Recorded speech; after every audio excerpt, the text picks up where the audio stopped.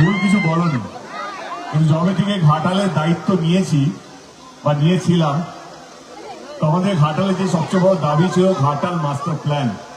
Cinema হলের থেকে বেশি দরকার ছিল তখন, তো সেই জন্য লড়েছি। ঘাটাল মাস্টার প্ল্যান এখন হচ্ছে, তো ডেফিনেটলি ঘাটাল মাস্টার প্ল্যান যখন হয়ে গেছে বা হচ্ছে, তারপর এখন ভাবাই যায় একটা সিনেমা হলকে নিয়ে। কিন্তু ঘাটালকে বাঁচিয়ে রাখা এবং ঘাটালের মানুষকে ভালো রাখা, সে যেই ধর্মেরই হোক না কেন, যেই পলিটিক্যাল আইডিওলজি নিয়ে হোক না কেন, সে যেই দলেরই সমর্থক হতে পারে, আমার চেষ্টাকে তাদেরকে ভালো রাখা। আমার এটা বলা যায় না, আমার মনে হয় সিনেমা সবাইকে এক সূত্রে বেঁধে দেয়, তাই তো? আমরা সবাই হলে বসে একসাথে চিল্লাই তো সেটা হওয়া দরকার তো। ভালো থাকার সঙ্গে মনোরঞ্জন হওয়া দরকার তো।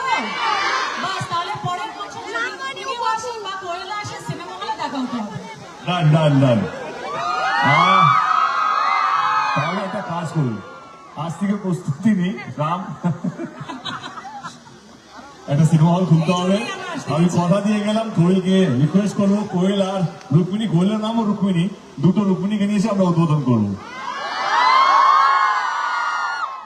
ওকে, thank you Rukmini, thank you so much. Thank you Ghatal, thank you.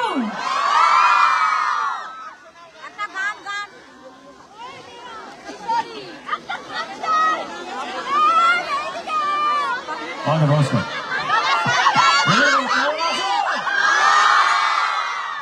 আমি প্রথমে ঘাটাল উৎসবের যা কমিটিতে আছেন তাদের সকলকে অসংখ্য ধন্যবাদ। সুন্দর স্টেজ, সুন্দর পরিবেশ এবং এত সুন্দর প্রত্যেক বছর আমাদের চেষ্টাকে আরো কিভাবে মানুষকে ভালো রাখবো এই মেলার মাধ্যমে, আরো যেন আপনারা আপনাদের আত্মীয় স্বজন যারা বাইরে থাকে তাদেরকে ডেকে নিয়ে আসবেন।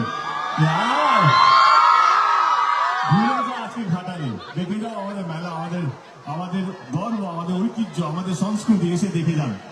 তো ভীষণ ভালো লাগছে আপনাদের মাঝে এসে এই ঘাটাল উৎসব নিয়ে। বাপরে বাপ, 2 বছর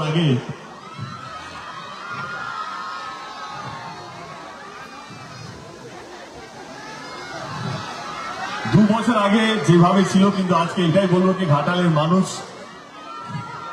ভালো আছে। ভালো আছে তো? মেলাটা ঠিকঠাক যাচ্ছে তো? এবারে আপনাদের আত্মীয় স্বজন যারা অন্যান্য জায়গায় থাকে তাদেরকে ডেকে নেবেন, আয় ঘাটালের মেলাটা একটু ভুলে যাও, তাই তো? আজকে দারুণ একটা দিন আমার জন্য, এই কারণে বলছি কারণ এটাও কল্পনা করতে পারিনি যে এটাও আমার জীবনে হবে। এক্ষুনি রিজু গাঙ্গুলি স্যার আমাকে একটা পোস্ট